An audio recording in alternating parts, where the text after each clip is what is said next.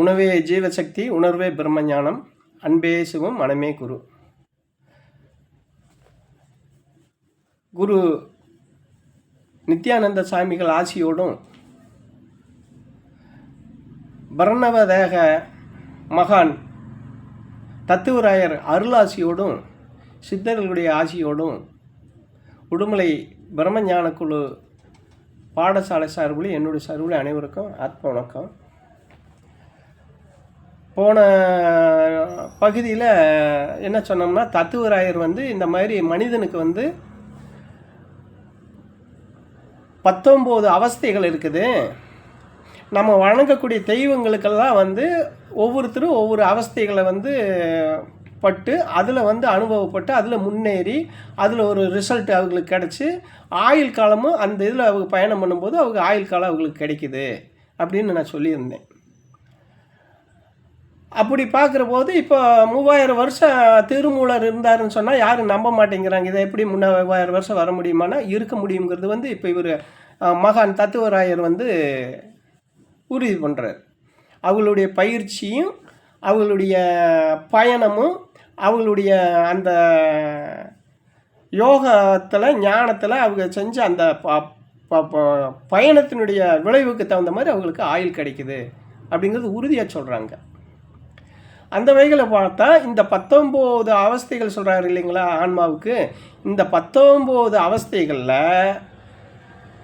நம்மெல்லாம் ஒரு அவஸ்தைக்கு கூட பக்கத்தில் போக முடியல. புரியுதுங்களா உங்களுக்கு? அப்போது இவங்கெல்லாம் எப்படின்னா, பிறப்பே அதுக்குன்னு பிறந்து பலகாலமாக பல பிறப்பெடுத்து பல முயற்சிகள் எடுத்து எடுத்து எடுத்து எடுத்து இப்படி வந்தவங்க இவங்க. அப்போது இங்கே இப்போ நம்ம வழிபட்டுக்கிட்டு இருக்கக்கூடிய சிவனாகட்டும் விஷ்ணுவாகட்டும் மற்றவங்கள அவங்களே 5 அவஸ்தையில் தான் இருந்திருக்கிறாங்க. ஆனால் லட்சக்கணக்கான வருஷத்தை ஆயுளாக வாங்கியிருக்கிறாங்க. அதனால தான் அவங்களால எது செய்ய முடியுது. அப்போது ஒரு கடுகை மலையாக்க முடியும், மலையை கடுகாக்க முடியும், எங்கே எதை வேணாலும் செய்யறதுக்கு உண்டான பவர் அவங்ககிட்ட இருக்குது.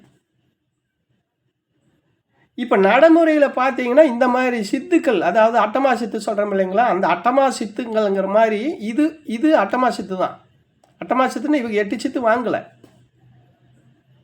இந்த அவஸ்தைகளில் 19 மொத்த அவஸ்தைகள், இந்த 5 அவஸ்தையிலேயே இவங்க இந்த இதுக்கு வந்துட்டாங்க. அப்போ இந்த அட்டமா சித்துங்கிறது சித்தர்களால் ஏற்படுத்தி எழுதி வச்ச விஷயம். இது ஒரிஜினல் கிடையாது. அந்தந்த சித்தர்கள் நான் ஆரம்பத்துலேருந்து நான் பேசிட்டு வந்திருக்கிறேன். என்ன பேசிட்டு வந்திருக்கேன்னா, ஒவ்வொரு மகானும் நம்ம எப்போ இந்த பயணத்தில் நம்ம ஒரு விஷயத்தை எடுத்து பேச ஆரம்பிச்சோமோ அப்போ இருந்தே சொல்லிட்டு வந்திருக்கிறேன். என்னென்னு கேட்டால், ஒவ்வொரு மகானும் ஒவ்வொரு விஷயத்தை சொல்லிட்டு போயிருக்கிறாங்களே தவிர ஒருத்தர் சொன்னதவே ஒருத்தர் சொல்லலின்னு நான் ஆரம்பத்துலேருந்து சொல்லிகிட்டு இருக்கிறேன். அப்போ இதையுமே எனக்குள்ளே ஒரு சந்தேகத்தை ஏற்படுத்துது. என்னென்னா, ஏன் ஒவ்வொருத்தரும் ஒவ்வொரு விதமாக சொல்கிறாங்க? அப்போ ஆன்மீக பயணம்ங்கிறது இறைவனை போய் அடையிறது தானே ஒரே வேலை தானே. மார்க்கங்க தான் வேறு, வழிமுறைகள் தான் வேறு, ஆனால் அடையிறது ஒரே இடம்தான்னு சொன்னாலும் ஏற்றுக்கிட்டாலும், ஆனால் இவங்க முன்னேறினவங்கன்னு பார்த்தா அதில் நிறைய பேர் முன்னேற முடியாமல் ஃபெயிலியர் ஆகியிருக்கிறாங்க. ஏகப்பட்ட சித்தர்கள், நிறையா சித்தர்கள், கணக்கில் அடங்காத சித்தர்கள் ஃபெயிலியர் ஆகியிருக்கிறாங்க. அது ஏதோ ஒரு காரணத்தில். அப்போ அதுக்கு என்ன?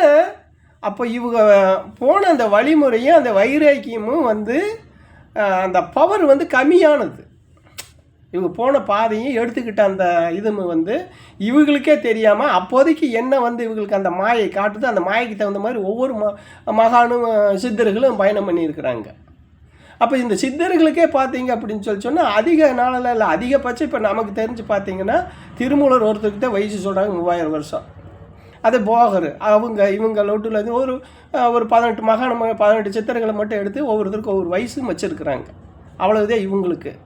அப்போ இப்படி பயணம் பண்ண இவங்களுக்கே வயசு அவ்வளவுனா சாதாரண ஆன்மாவாக இருக்கிற நமக்கு நம்ம எப்படி இதில் முன்னேற முடியும்? அவங்க காலத்தில் சாப்பாடு வசதி அந்த சூழல் இவ்வளவுலாம் இருக்கு இல்லைங்களா. அன்றைக்கி என்ன சாப்பிட்டாங்களோ யாருக்கு தெரியும்?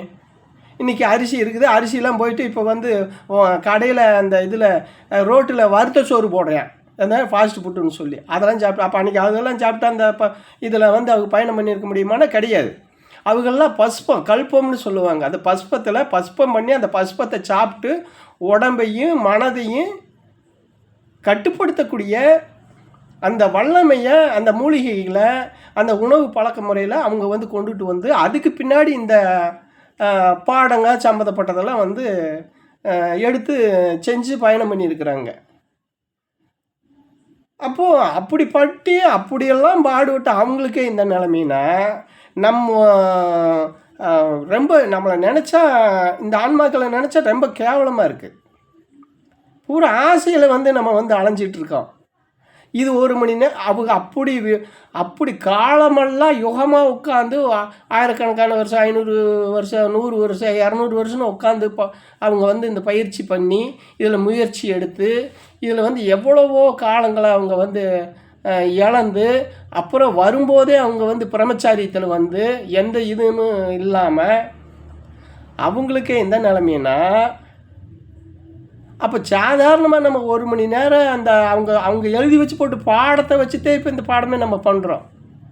அப்போ அந்த பாடத்தையும் கரெக்டாக அவங்க எழுதுனாங்களா இல்லை எழுதி இருக்கிறவங்க வந்து அதை வந்து மிகைப்படுத்தி இருக்கிறாங்களா உண்மையா இதெல்லாம் இருக்கு இல்லையா? யார் எழுதுனா தெரியுமா? ஒவ்வொரு தடையும் ஒவ்வொரு பதிப்பு போடுறாங்க, ஒவ்வொரு தடையும் மாறுது. அதில் என்னென்ன வந்து உள்ளே பூந்துருக்குதுன்னு தெரியாது இல்லைங்களா? இதுக்கு ஏதாச்சும் ஆதாரம் இருக்குதா? இல்லை. அப்போ இதெல்லாம் நம்ம ஆராய்ச்சி பண்ணுறோம். ஏன் வந்து இந்த மாதிரி நமக்கு வருது அப்படின்னு சொல்லி சரிங்களா? அப்போ இதெல்லாம் நம்ம ஆராய்ச்சி பண்ணும்போது